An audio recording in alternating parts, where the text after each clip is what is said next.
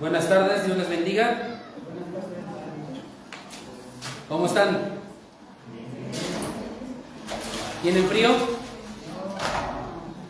No se vayan a dormir, porque como que el clima como que dan ganas de dormir, ¿no? Así que no se vayan a dormir porque traje aquí una cubetita con agua y desde aquí,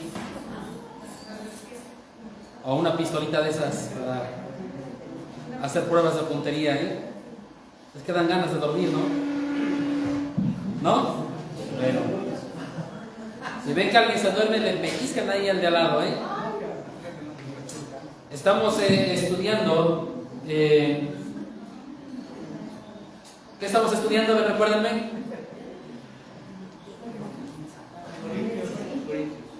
Primera carta a los Corintios, capítulo 7, por favor. ¿Estamos de acuerdo? Capítulo 7 de la primera carta a los Corintios. ¿Estamos bien? ¿Seguros?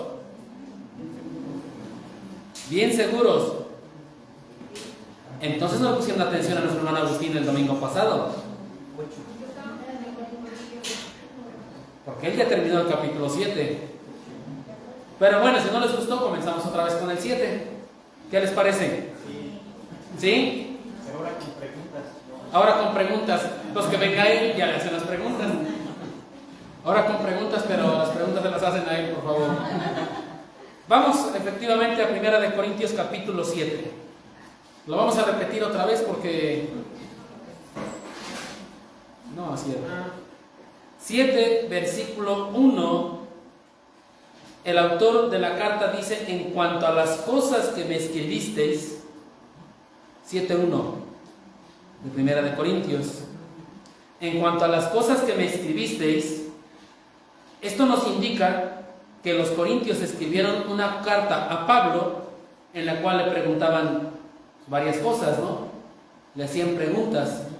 Ellos le escriben a Pablo, le hacen preguntas, entonces él contesta por medio de una carta que es 1 Corintios, donde él empieza a contestar. Hay dos cartas, recuerden. Ya nos dijeron también, hubo una antes, la cual no tenemos en las escrituras, pero le preguntaban algunas cosas, y entre una de ellas le preguntaron acerca del matrimonio y la soltería. Es lo que le preguntaron. Y damos gracias a Dios que ya nos permitió terminar el capítulo 7 de 1 Corintios, capítulo donde se abordaron estos temas del matrimonio y la soltería. Un capítulo que de verdad fue muy extenso, pero damos gracias a Dios porque nos permitió terminarlo, y damos gracias a Dios también por esa cabalidad a la palabra de Dios con la cual nos las expuso nuestro hermano Agustín domingos anteriores. Entonces, demos gracias a esto, pero vimos, o nos comentó él y lo vimos en la palabra de Dios, que la soltería es lo mejor que puede ocurrir en nuestras vidas, que es lo que él nos comentaba, siempre y cuando Dios te haya dado el don de continencia. Siempre y cuando Dios te haya dado el don de continencia. Si Dios te lo dio, entonces es mucho mejor la soltería que estar casados. Y es muy claro, porque vemos en la actualidad jóvenes, señoritas, que andan con uno y con uno, con otro y con otro, o andan con una y con una, con otra y con otra. Digo, por si alguien de los que están aquí solteros están pensando, pues entonces no me caso, me quedo así. Nos dice que es mejor la soltería, ¿no? Sí es mejor siempre y cuando tengas el don de continencia, dice el versículo 9. Pero si no tienen don de continencia, cásense, pues mejor es casarse que estarse quemando. Y de la misma manera, en base a ese escrito dirigido a Pablo por parte de los corintios, este continúa dando respuesta a las preguntas que le hicieron. Terminó el tema del matrimonio y la soltería y ahora pasa a otro tema que es referente a lo sacrificado a los ídolos. tema que vamos a abordar en el capítulo 8, al cual voy a dar lectura, todo el capítulo 8, y posteriormente le vamos a pedir a nuestro hermano Melitón que haga una oración para encomendar este tiempo al Señor. Primera de Corintios 8, no vamos a repetir el 7 porque ya lo estudiamos. Dice así: en cuanto a lo sacrificado a los ídolos, sabemos que todos tenemos conocimiento, y el conocimiento envanece, pero el amor edifica. Y si alguno se imagina que sabe algo, aún no sabe nada como debe de saberlo. Pero si alguno ama a Dios, es conocido por Él. Acerca pues de las viandas que se sacrifican a los ídolos, sabemos que un ídolo nada es en el mundo y que no hay nada más que un Dios. Pues aunque haya algunos que se llamen dioses, sea en el cielo o en la tierra, como hay muchos dioses y muchos señores, para nosotros, sin embargo, solo hay un Dios, el Padre, del cual proceden todas las cosas, y nosotros somos para Él, y un Señor, Jesucristo, por medio del cual son todas las cosas, y nosotros por medio de Él. Pero no en todos hay este conocimiento, porque algunos, habituados hasta aquí a los ídolos, comen como sacrificado a ídolos, y su conciencia, siendo débil, se contamina. Si bien la vianda no nos hace más aceptos ante Dios, pues ni porque comamos seremos más, ni porque no comamos seremos menos. Pero mirad que esta libertad vuestra no venga a ser tropezadero para los débiles. Porque si alguno te ve a ti, que tienes conocimiento, sentado a la mesa en lugar de ídolos, la conciencia de aquel que es débil ¿no será estimulada a comer de lo sacrificado a los ídolos? Y por el conocimiento tuyo se perderá el hermano débil por quien Cristo murió. De esta manera, pues pecando contra los hermanos e hiriendo su débil conciencia, contra Cristo pecáis. Por lo cual, si la comida le es a mi hermano ocasión de caer, no comeré carne jamás, para no poner tropiezo a mi hermano. Padre, en esta mañana queremos agradecerte por ese tiempo que nos das para poder aprender de tu palabra, para poder entender lo que tienes para nosotros en este día, Señor.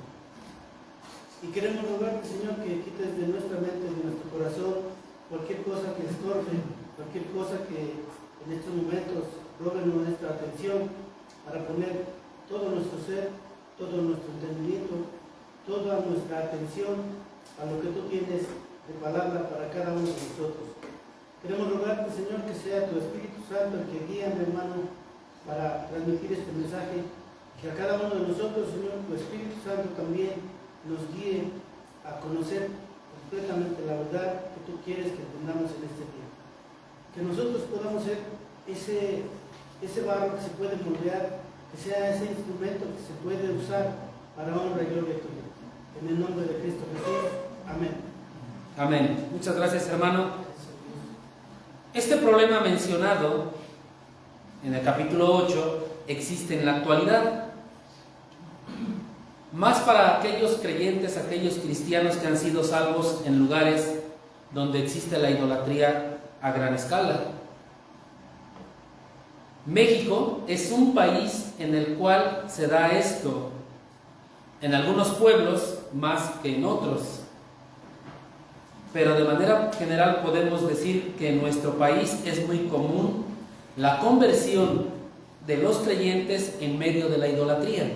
Es muy común en medio de celebraciones como es el Día de Muertos o el santo patrón de cierta comunidad. Es muy común aquí en México. Algunos lugares más, algunos lugares menos.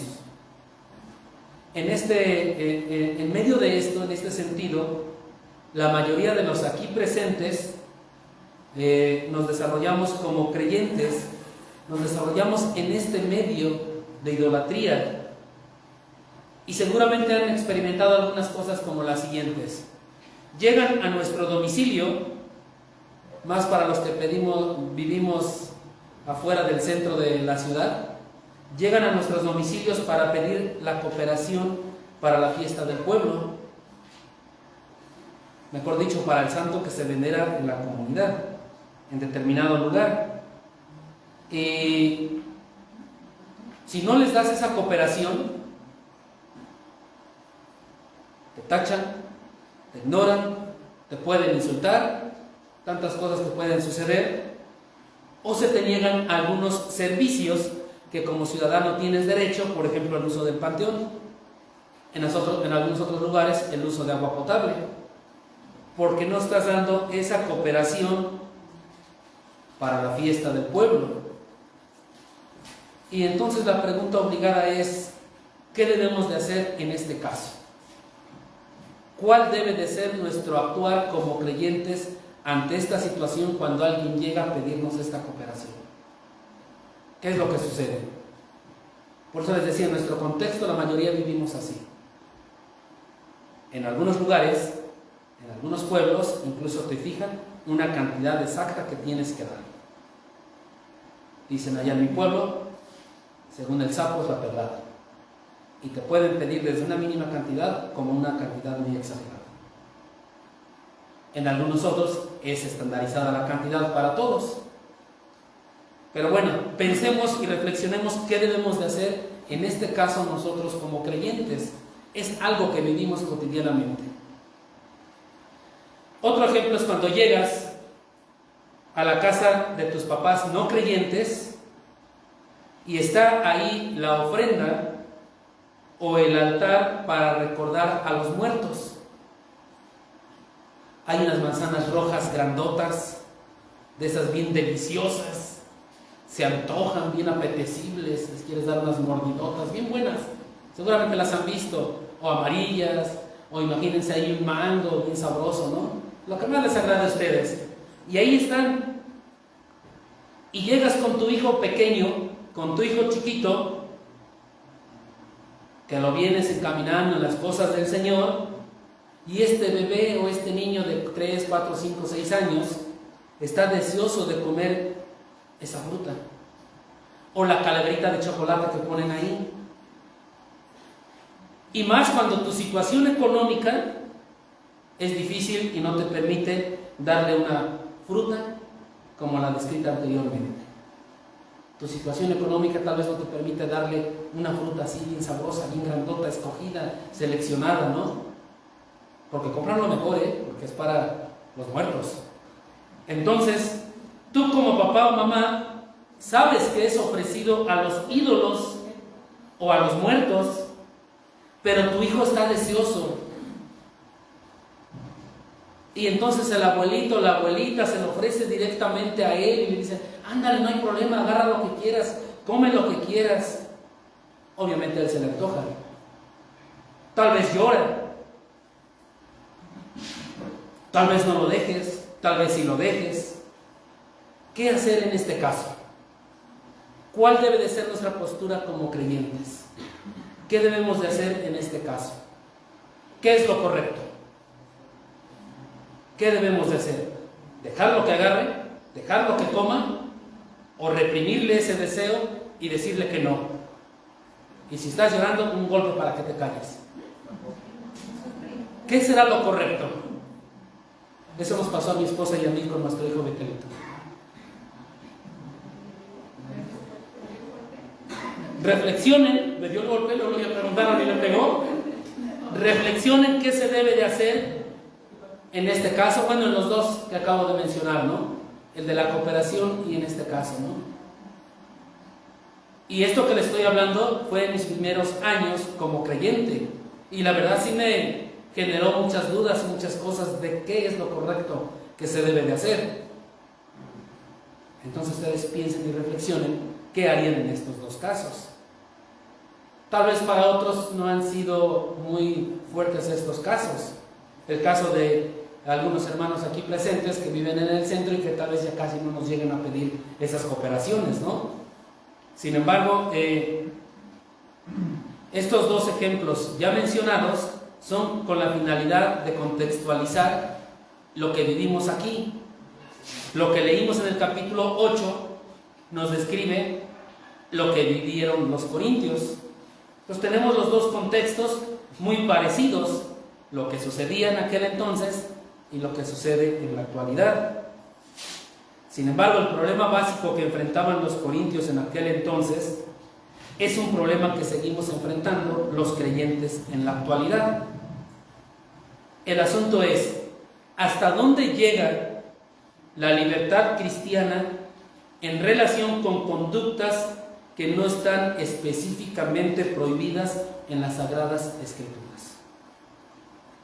Razón por la cual nuestro tema el día de hoy es, ¿sí vieron la diapositiva, no? La libertad cristiana limitada. ¿Hasta dónde llega mi libertad para tomar decisiones en cuanto a esto, que tal vez no lo encuentro específicamente en las Escrituras y me digan un sí o me digan un no o me digan qué hacer en los ejemplos que mencioné?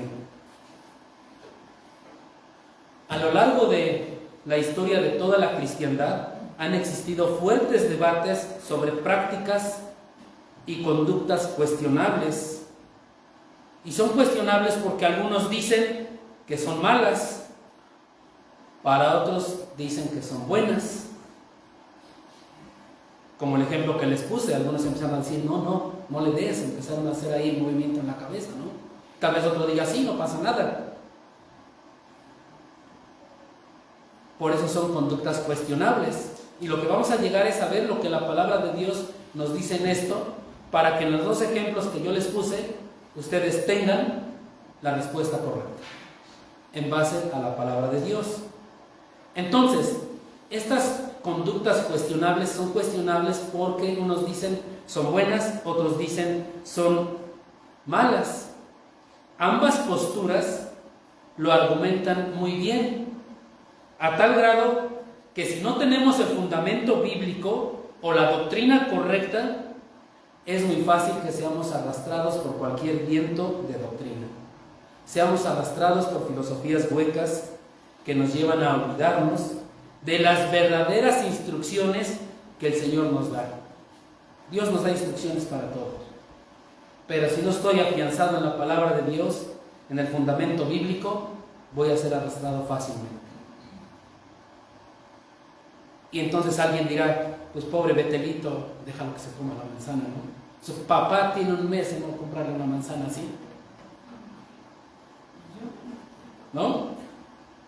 Estas prácticas o conductas cuestionables son todas aquellas en las que no encontramos explícitamente una prohibición en la Biblia. No lo encontramos. Por ejemplo, beber bebidas alcohólicas.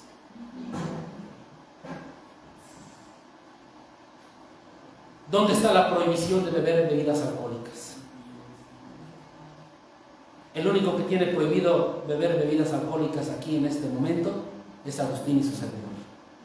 Porque la palabra de Dios es muy clara y lo dice muy bien ahí en 1 Timoteo capítulo 3.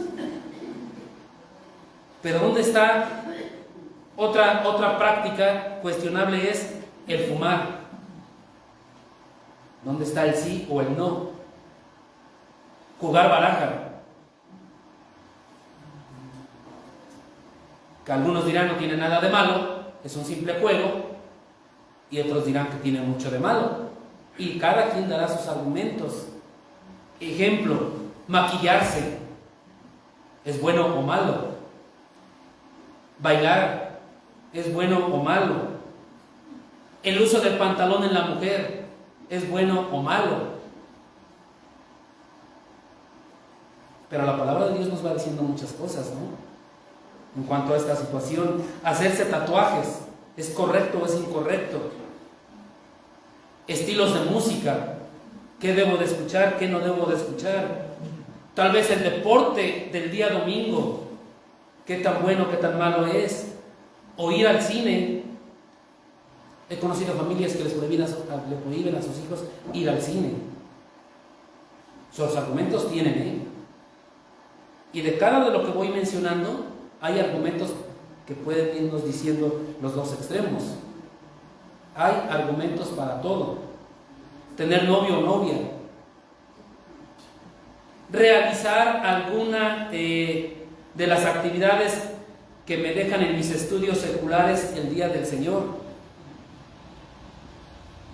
No tiene nada de malo hacer actividades, ¿verdad? Pero ¿cuándo las hago? O programar una cita médica cuando lo puedo hacer en otro momento que no sea durante mi servicio a Dios. En fin, hay tantos ejemplos que cada uno de nosotros lo sabemos y los vivimos. No os puse los ejemplos, no les he dicho ninguna postura. Bíblicamente no vamos a encontrar esto. Estos asuntos, a pesar de no ser abordados explícitamente en la palabra de Dios, son importantes al igual que otros que sí son abordados explícitamente en la palabra de Dios. Por ejemplo, el robo. Hay un versículo que te habla de esto, ¿no? Y te dice claramente, no robarás. Adulterio, fornicación, homicidio, codicia, avaricia, calumnia. Son prohibidos abiertamente tanto en el Antiguo Testamento como en el Nuevo Testamento. Pero también hay cosas muy buenas, como el amar y adorar a Dios, que está muy claro en la Biblia. Amar al prójimo, dar tu vida por el prójimo, ayudar a los pobres. Y claramente sabemos que son buenas o malas estas cosas que mencioné, según sea el caso, porque la palabra de Dios lo indica. Y nos dice claramente, no robarás. Está claro, ¿no? Que si robas, entonces estás pecando. Sin embargo, hay conductas cuestionables en la Biblia que no nos dicen abiertamente que son malas o buenas. No son negras, no son blancas, son grises. Y de las que puse de ejemplo, cada quien puede decir su argumento a favor, su argumento en contra. Porque así es esto. Pero como iglesia del Señor, las estamos viviendo cotidianamente y nos tenemos que enfrentar a estas cosas que vivimos cotidianamente de la mejor manera, de la mejor manera que agrade a Dios, porque las vivimos. Y entonces nos encontramos con los dilemas de que si dejo a mi hija maquillarse o que no se maquille, si le doy permiso que use un pantalón o que no use un pantalón. ¿Qué dice la palabra de Dios en cuanto a esto, no? Si lo dejo que fume o que no fume, si lo dejo que tenga novio o novia o que no tenga, ¿qué hago? ¿Dónde me dice la palabra de Dios algo de esto? Entonces, debemos de buscar la mejor manera de agradar a Dios. ¿Cómo? Analizando lo que dicen las Escrituras. Lo que dicen las Escrituras respecto a un tema gris, como los antes mencionados, o estos temas dudosos, o estas conductas cuestionables. Debemos analizar lo que dicen las Sagradas Escrituras. Posteriormente, actuar conforme a los principios bíblicos.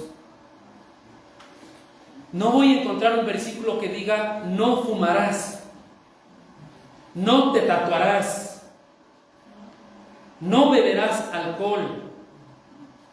Pero sí voy a encontrar principios bíblicos que rijan nuestro actuar respecto a estos temas. Y como creyentes debemos de llevar a la práctica estos principios bíblicos. Comencé mencionando dos ejemplos. Después les di un pequeño listado de esas conductas cuestionables, porque hay muchas más. Y entonces, después de haber leído la situación de los corintios y haber expuesto la situación actual de la iglesia, debemos de saber que la libertad cristiana es una verdad central en la palabra de Dios. Por eso el tema es la libertad, ¿no? Esa libertad cristiana. Vayamos por favor al Evangelio de Juan.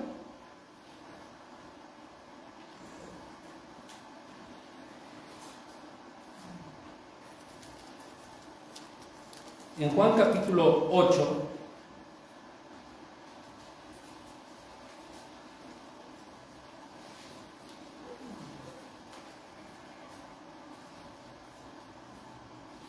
8, versículos 31 y 32. Juan 8, 31, 32. Dice así la palabra de Dios. Dijo entonces Jesús a los judíos que habían creído en él: si vosotros permaneciereis en mi palabra, seréis verdaderamente mis discípulos y conoceréis la verdad, y la verdad os hará libres. Entonces, la libertad cristiana es una verdad central de la palabra de Dios. Conoceréis la verdad y la verdad os hará libres. Hay más versículos que nos hablan de esto. Por ejemplo, 2 Corintios 3:17 nos dice que donde está el Espíritu de Dios, hay libertad. Incluso hay un canto de esto, ¿no? Donde está el Espíritu de Dios hay libertad. Gálatas 5:1 nos dice: estad pues firmes en la libertad con que Cristo nos hizo libres. Como creyentes tenemos libertad.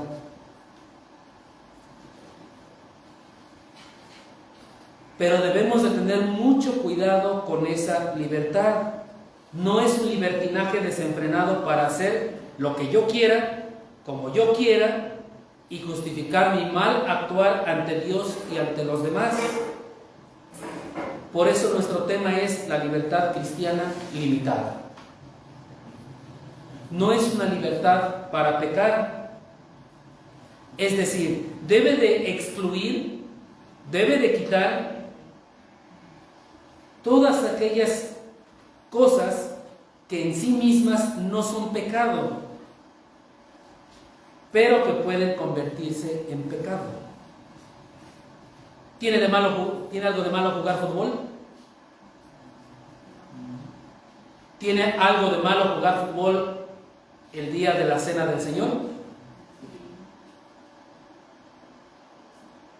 Es lo que quiero decir con esto. Debe de excluir cosas que en sí mismas no son pecado, pero que se pueden convertir en pecado. ¿Tiene de malo que una mujer use vestimenta de un hombre? ¿Tiene algo de malo? ¿Dónde dice? El hombre no vestirá carne. Está bíblico, está claro, y nos dice que no lo debe de hacer. Entonces quiero que vayamos entendiendo cuando hay cosas grises, cosas que se prestan a que yo digo las cosas se hacen así. Entonces, las conductas cuestionables o las cosas grises que ya mencioné anteriormente, tal vez no me afecten a mí, pero tal vez lleven a pecar a otros, y ahí está la gravedad del asunto. Vente, nadie lo va a saber, aquí de escondidas lo hacemos, acá atrás nos echamos un cigarrito, y no lo estoy llevando, lo estoy induciendo a que otras personas cometan pecados. Son ejemplos muy sencillos. Entonces, la libertad de Cristo la debemos de usar, porque somos libres en Cristo, ya lo leímos. Tenemos la libertad cristiana, la debemos de usar. ¿Cómo? Vayamos por favor a 1 de Pedro.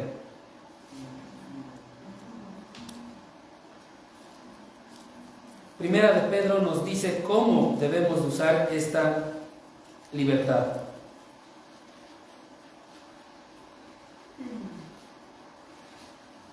Debemos de usar esa libertad en Cristo, pero Primera de Pedro capítulo 2 versículo 16 nos dice cómo debemos de usar esa libertad.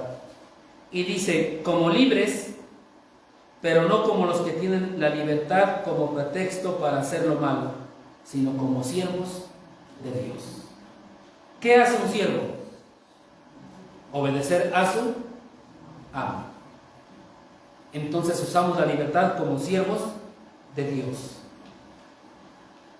Ahora bien, en cuanto a estas cosas grises, estas conductas cuestionables, estas cosas dudosas, hay dos extremos que se vivieron allá con los corintios y se siguen viviendo en la actualidad. Dos extremos. Un extremo es el legalismo y el otro es el libertinaje. Dos extremos. El legalismo cree que cada acto, hábito o comportamiento es blanco o negro. Los legalistas viven por las normas, no por el espíritu. Clasifican todo como bueno o malo. Así son los legalistas. Clasifican todo como bueno o malo. Lo menciona en la Biblia o no, ellos lo clasifican como bueno o como malo. Porque así son los legalistas. Están todo el tiempo fisgoneando con el dedo acusador. Así son los legalistas. Y todo lo que hagas o es bueno o es malo. Incluso desarrollan listas de cosas buenas y cosas malas. Estas listas las hacen de acuerdo a su propio criterio. Hacen lo de la lista buena y evitan lo de la lista mala. Y esa es su idea de espiritualidad, sin importar la persona en su interior, Es decir, sofocan la palabra de Dios y al Espíritu Santo para poder emitir sus juicios de lo que es bueno y de lo que es malo, aún no esté especificado en la palabra de Dios. El otro extremo es el libertinaje. Al igual que el legalismo, el libertinaje no tiene esas áreas grises, pero tampoco tiene muchas áreas negras. Para ellos todo es blanco. Todo es aceptable para ello, excepto lo que esté prohibido en las Escrituras. Todo es aceptable para ellos. Todo. Y dicen, mientras te sirva, mientras te haga sentir bien, hazlo. No hay problema, tú te sientes bien, ¿no? O sea, si te sientes fumando, hazlo, no hay ningún problema. ¿Te sientes bien, no? ¿O te afecta en algo? No, pues no, hazlo. Todo lo que no te afecte, lo puedes hacer, no hay problema. Ese es el libertinaje. Y hay que tener mucho cuidado, porque ellos se sienten libres de hacer lo que les plazca. Así se sienten. Según ellos, mientras su conciencia sea libre de culpa o de pecado.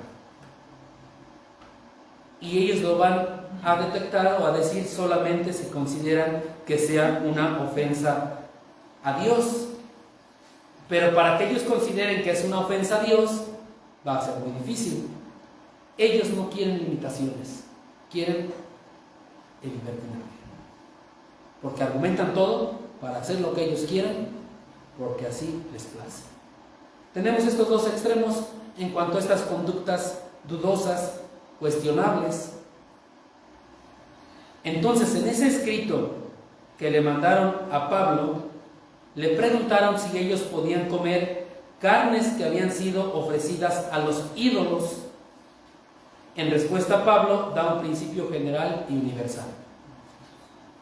Da un principio general y universal, el cual debe de ser aplicado en todas esas áreas grises, esas áreas dudosas, esas conductas cuestionables que ya les he mencionado.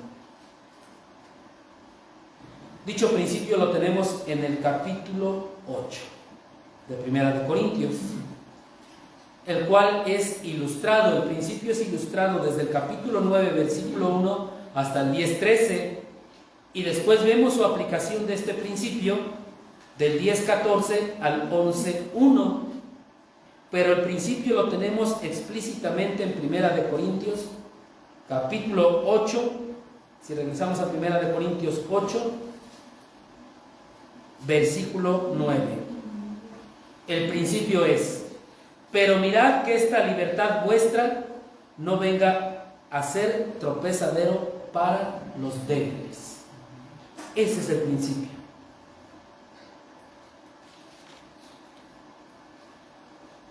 Primera de Corintios 8:9. Pero mirad que esta libertad vuestra no venga a ser tropezadero para los débiles. Es decir, antes de ejercer nuestra libertad cristiana, debemos de considerar qué tanto y cómo afecta a los demás. a todos aquellos que nos rodean, incluso fuera de la iglesia, parientes, familiares, vecinos, y en especial que tanto afecta a nuestros hermanos en la fe.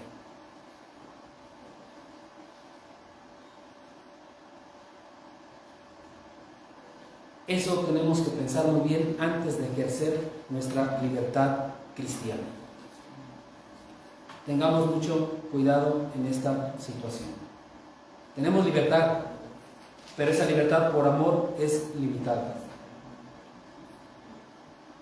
Entonces, para poder entender este principio que acabo de leer en el versículo 9, nos debe quedar muy claro que lo que estamos analizando, incluso desde el capítulo 7, es dirigido a los creyentes.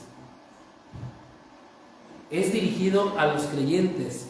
Es dirigido a cristianos que se sentían completamente libres de actuar como mejor les plazca.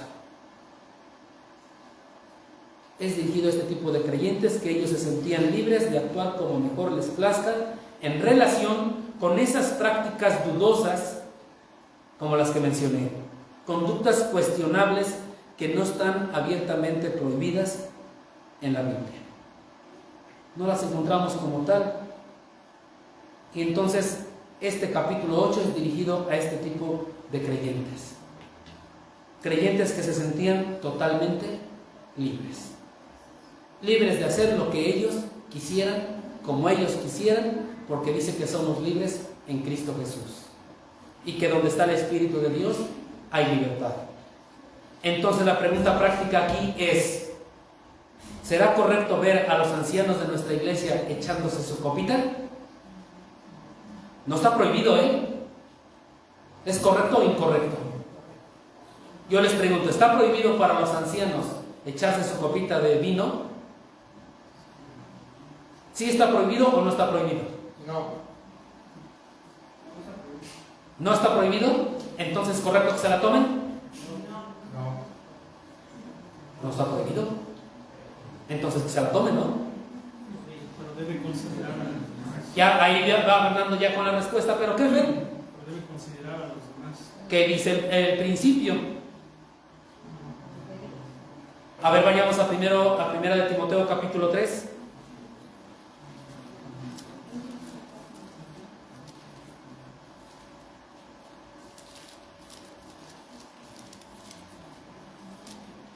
A ver si no me equivoco, no soy muy bueno para la memoria, pero dice primera de Timoteo capítulo 3, refiriéndose a los requisitos de los ancianos, en el versículo 3, ¿qué dice?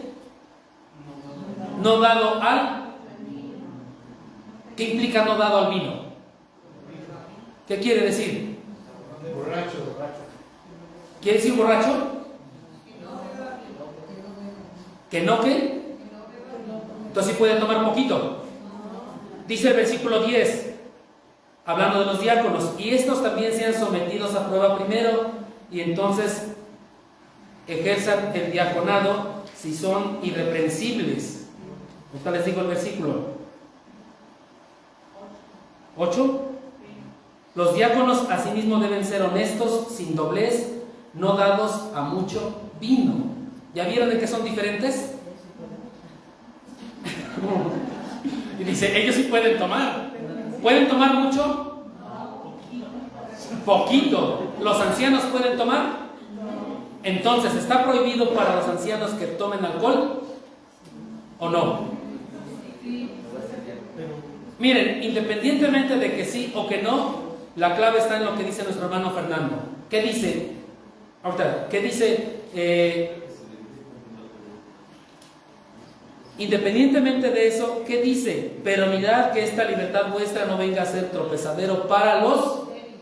Entonces, por amor a los débiles y bajo el contexto de México, normalmente el creyente, en general, pues no le entra al vino.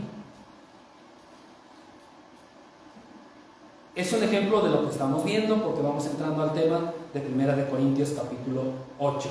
Adelante, José. Bueno, de hecho, desde el pasaje que estamos viendo, el de Corintios 8, desde el inicio, plantea Pablo este asunto porque al final del versículo 8.1, o sea, habla sobre el amor, que va a ser fundamental en esto que se está tratando, por amor a los demás, sin que dice el conocimiento envanece. Eso creo que tiene que ver mucho en el asunto de la conciencia de cada uno de los cristianos o creyentes, pero el amor edifica. Aquí el amor está por encima de cualquier libertinaje de cada uno de nosotros. Por amor a los demás, realmente me va a edificar a los que están a mi alrededor, va a edificar a mi hermano cristiano, creyente, va a ayudarlo o lo va a hundir más, ¿no? Entonces, creo que la respuesta lo tenemos desde ahí, desde el versículo 1. Ok, si se dan cuenta, no hemos entrado al capítulo, no hemos entrado al tema. Apenas he ido introduciendo las situaciones que se viven. Y apenas les he puesto ejemplos y no hemos dado la verdad doctrinal. Simplemente fui citando algunos ejemplos para que nos vayamos adentrando al tema y vayamos aprendiendo a reconocer el principio bíblico aplicable a todo este tipo de conductas dudosas. Que si es bueno, que si no es bueno, que si es correcto, que si no es correcto. Yo digo que sí por esto, yo digo que no por esto, y tenemos siempre estos debates, pero aún no hemos entrado a los versículos como tal. Ya José se nos adelantó un poquito, pero no hemos entrado al tema como tal. Simplemente estoy poniéndoles el contexto de la situación que vivían los corintios y que vivimos nosotros. Y así como este del alcohol, hay muchos más, que ya los mencioné anteriormente, ¿no? Y hay quien dirá sí, hay quien dirá no, y cada quien va a defender su postura, ¿no? Pero bueno, mi intención no es dejarlos en un debate, sino mi intención es que concluyamos en la aplicación del principio bíblico para todo este tipo de conductas cuestionables, sea la que sea, y que ya no caigamos a que sí, a que no, que es bueno, que es malo, que es correcto, que es incorrecto. Incluso hay extremos, ¿no? Quien dice que las mujeres no deben de usar aretes. Tienen sus argumentos. Si nos vamos en ese extremo, entonces el tatuaje está extremadamente prohibido, ¿no? Pero hay quien va a decir que sí es correcto hacerlo. El principio está claro. Versículo 9 de 1 Corintios 8, ¿no? Ahí está el principio. Pero mirad que esta libertad vuestra no venga a ser tropezadero para los débiles. Entonces, si yo sé que un hermano me ve tomándome mi copita de vino, le va a afectar, ¿qué tengo que hacer? Simplemente evitarlo, ¿no? Si yo sé que mis vecinos saben que soy cristiano y me ven tomando mi botella de tequila, ¿qué debo de hacer? Evitarlo. ¿Por amor a quién? A mis vecinos. Entonces, lo que decía José, el amor es mucho más fuerte que el conocimiento. Y entonces, regresando a 1 Corintios, con esas cosas dudosas, con esas cosas que no están prohibidas abiertamente en la Biblia. Hay 3 razones que decían estos cristianos a los que les dirigió el texto Pablo. Hay 3 razones que este tipo de personas tenían. Una de las primeras razones, dicen ellos, sabemos que todos tenemos conocimiento. Sabemos que un ídolo no es nada. Sabemos que la comida no es un problema con Dios. Y estas 3 razones que acabo de mencionar son válidas. Pero ninguna de estas razones debería ser aplicada a prácticas que podrían hacer que alguien tropiece espiritualmente. Porque si nosotros provocamos que alguien tropiece espiritualmente por ese tipo de prácticas dudosas que yo considero que es buena o que es mala y lo hago, hay una advertencia. ¿Quién busca y lee rápidamente Mateo capítulo 18, versículos 6 al 7? El primer varón que lo tenga se pone de pie y lo lee. Ahí vamos a ver qué tan rápidos son. Mateo 18, versículos 6 y 7. Un varón que lo lea. Y cualquiera que haga tropezar a alguno de estos pequeños que creen en mí, mejor le fuera que se le colgase al cuello una piedra de molino de asno y que se hundiese en lo profundo del mar. Gracias, hermano. Ahí está la advertencia. ¿Qué más explicación podamos tener? Entonces vamos a ver por separado cada una de estas tres razones. La primera, sabemos que todos tenemos conocimiento. Primera de Corintios 8, versículos del 1 al 3. Apenas vamos a entrar ahora sí al capítulo. Creo que la mayoría fue la introducción, pero era importante contextualizar nuestra actualidad y a los corintios.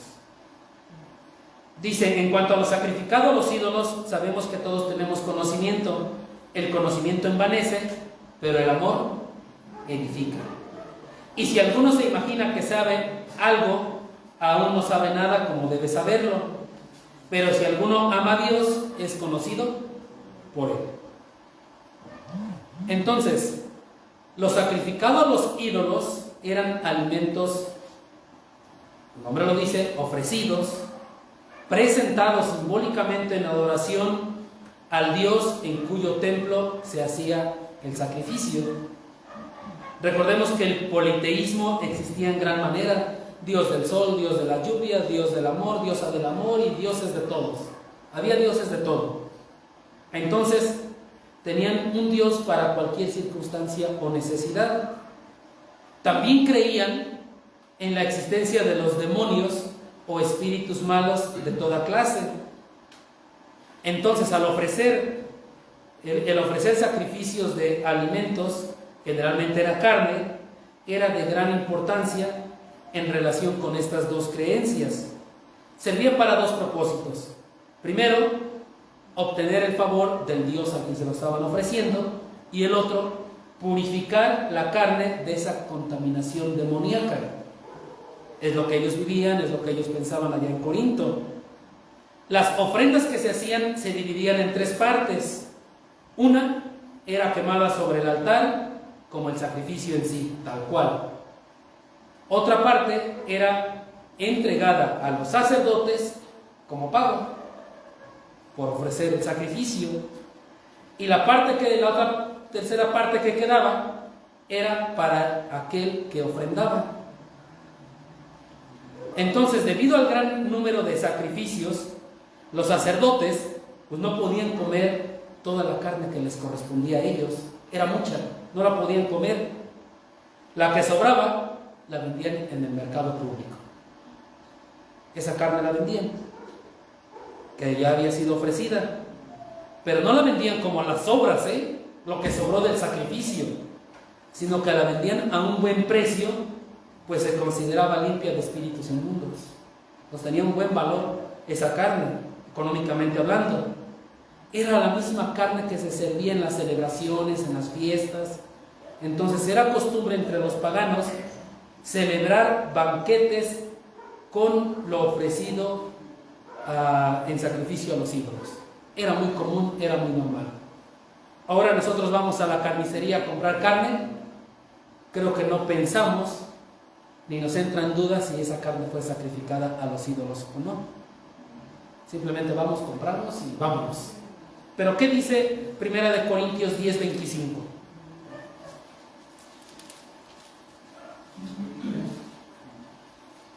De todo lo que se vende en la carnicería, comed sin preguntar nada por motivos de conciencia. Vean, se vendía toda esta carne como algo muy normal, como algo muy cotidiano. Entonces, esta situación que se vivía era muy difícil para los cristianos. Casi era imposible para un creyente que tuviera contacto con algún amigo gentil evitar la situación de comer carne sacrificada a los ídolos. Había bodas, había eventos sociales. Entonces el cristiano se veía en la necesidad de no asistir, o tenía que comer el alimento que sabía que había sido parte de la ofrenda a un ídolo. Estaban en ese dilema, vivían bajo esa situación. Algunos creyentes evitaban comprar esa carne, porque lo sabían. Además que les traía ciertos recuerdos de su vida pagana, o para evitar que los vieran los demás creyentes y dijeran que ya se habían vuelto al mundo, a ser paganos otra vez. Entonces evitaban comprar esa carne. Se resistían también a comer en hogares paganos, incluso en hogares de cristianos gentiles, porque tenían la preocupación de que se les sirviera ese tipo de carne. Era algo muy complicado para los creyentes en ese entonces. Tal vez ahorita para nosotros no es ninguna situación difícil, porque llegamos, compramos de manera normal, correcta, y vámonos y la guisamos y nos la comemos. Y más si es una rachera, ¿no? Ya hasta se les antojó. Pero bueno, para ellos era muy complicada la situación. Era muy difícil. La pregunta que surge aquí es: ¿podían comer de dichas carnes en casa de un amigo pagano o de las que vendían en el mercado, si sabían que habían sido ofrecidas en sacrificio a los ídolos? ¿Podían comer esto? Esa es la pregunta. ¿Era correcto que lo comieran o que no lo comieran? ¿Te has puesto a pensar si viviéramos en ese tiempo? ¿Qué harías tú? ¿Qué haríamos en la actualidad? Tengamos cuidado, dicen ahí, si es arrachera, pues tal vez me arriesgo, ¿no? Pero si no, no me arriesgo. ¿O cuál sería nuestra postura? ¿Qué es lo correcto que debemos de hacer en este caso? Digo, en la actualidad no lo vivimos así, pero era una realidad. ¿Qué haríamos? ¿Qué harías tú? Sigue pensando en tus respuestas, porque al final del capítulo 8 vamos a concluir en esto, ¿no? También había cristianos, el otro extremo de cristianos, ya saben que hay de todo, en la cristiandad hay de todo, los teólogos, los preparados y los que no sabemos nada. Entonces, había cristianos de cierto conocimiento, de cierta madurez, que no les molestaba esta situación. Para ellos, la carne simplemente era carne. Ellos sabían que las deidades paganas no existían y que los espíritus malos no contaminaban la carne. Entonces, como tenían este conocimiento ellos y lo sabían en base a la palabra de Dios, comían sin escrúpulos dichas carnes. Es decir, comían como si nada, sin importarles si era sacrificado o no era sacrificado. Eran maduros, estaban fundamentados en la verdad de Dios. Por lo tanto, su conciencia estaba firme. A este grupo es el que le dio Pablo, a Pablo las 3 razones que ya mencioné. Estamos en la primera, sabemos que todos tenemos conocimiento. Este grupo le dio 3 razones a Pablo y Pablo empieza a contestar esas 3 razones. Entonces, este grupo decían que podían ejercer sin limitación alguna su libertad cristiana y podían comer como sea. Y lo hacían. En ocasiones, tu respuesta llena de madurez nos puede llevar al caos total. Tengamos cuidado. Ellos así se sentían. Ellos así lo veían. Y debemos de tener cuidado, porque aquí mismo, en la carta a los Corintios, Pablo les hace la misma advertencia a aquellos cristianos maduros, aquellos que se sentían con conocimiento. Les dice en 1 Corintios 10:12: así que el que piensa estar firme, miren que no caiga. Era algo complicado para los creyentes.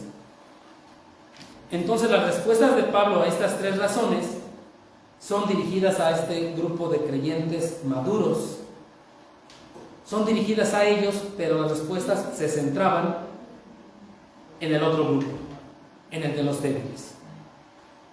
Entonces les dice ahí en el versículo 1: en cuanto a lo sacrificado a los ídolos, sabemos que todos tenemos conocimiento.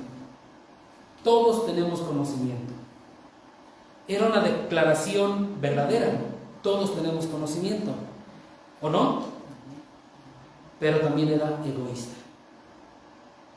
Conocimiento en el sentido de un discernimiento ante las realidades de las cosas. Pero esto reflejaba también, por eso Pablo les empieza a escribir así, un sentimiento de superioridad. Pensando que ellos tenían el entendimiento necesario de la palabra de Dios para saber que los ídolos no eran dioses verdaderos y que el alimento que se ofrecía a estos ídolos no los podía contaminar espiritualmente. Por eso digo que es una declaración verdadera, pero egoísta, que a ellos no les afectaba en su vida cristiana. Se sentían libres de comer lo que quisieran sin importar lo que los otros pensaran.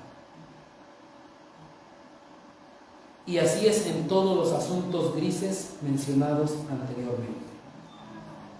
Se sienten libres de hacer lo que quieren sin importar el pensar y el sentir de los demás.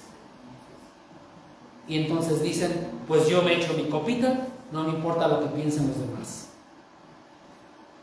Yo me rasgo aquí, no importa lo que piensen los demás. Yo hago esto, no importa lo que piensen los demás. Yo bailo así y no importa lo que piensen los demás. Y yo escucho esto y no importa lo que piensen los demás. A fin que el Señor Jesús nunca nos dijo qué música escucháramos. ¿Ustedes se han puesto a pensar Jesús qué música escuchaba? La Biblia dice qué música escuchaba nuestro Señor Jesucristo, Dice que después de haber celebrado la cena, escuchaban himnos. Y sabemos, eso nos lo dio nuestro hermano Agustín cuando nos explicó lo de la cena del Señor. Desde ahí me quedó bien grabado. Cuando dio el tema en Mateo, escuchaban himnos. ¿Y un himno qué característica tiene? Letra de la palabra de Dios. Algunas ocasiones casi que copiada textualmente. No sé si recuerdan a un hermano de apellido Luna que vino hace tiempo aquí y nos cantaba versículos con su guitarra, tal cual como estaban en la Biblia. Eso es lo que escuchaba nuestro Señor Jesucristo. ¿Qué escuchamos nosotros? No sé. Ahí se los dejo. Por eso dice ahí mismo en el versículo que el conocimiento envanece, pero el amor edifica. Estos creyentes eran maduros en conocimiento, eran maduros en doctrina, pero no lo eran en el amor. Porque el amor edifica, es decir, ayuda a otros a que crezcan.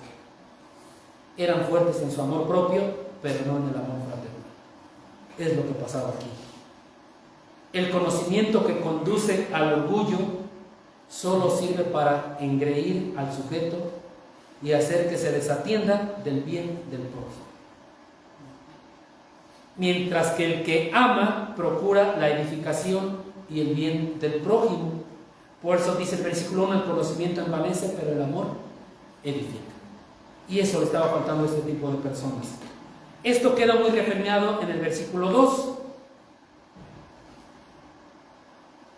Y si alguno se imagina que sabe algo, aunque no sabe nada, como debe de saberlo. Esto nos recuerda a Sócrates. Y saben el dicho de Sócrates, ¿no? Solo sé que no sé nada. Pero no hay mayor evidencia de la ignorancia de alguien que el presumir que es sabio. Esa es la mayor ignorancia del erudito y del experto. El que más y mejor sabe es aquel que es consciente de su propia ignorancia. El que verdaderamente sabe, sabe que no sabe. Y es lo que le estaba diciendo Pablo con este versículo 2. Ahora, el versículo 3. Pero si alguno ama a Dios, es conocido por Él. Entonces es imposible decir que conocemos a Dios y no amarlo. Porque entonces lo decían hace rato en la cena del Señor. Entre más lo conoces, más te quieres acercar a Él, ¿no? Más lo amas. Ahora, sin amor por Dios, no podemos tener el conocimiento correcto de Él. Pero el amor por Dios que nosotros tengamos por Dios es posible, únicamente es posible, gracias a su amor de Él por nosotros. Primera de Juan 4:10 a 11 nos lo dice, que Él nos amó primero. Y entonces tendremos una relación correcta con Él. Los únicos que tienen el verdadero conocimiento, no intelectual, sino aquel que brota de la relación correcta con Dios, son los únicos que conocen a Dios y son conocidos por Dios. Solamente. El conocimiento es muy importante, porque dice la palabra de Dios que por falta de conocimiento pereció el pueblo de Dios.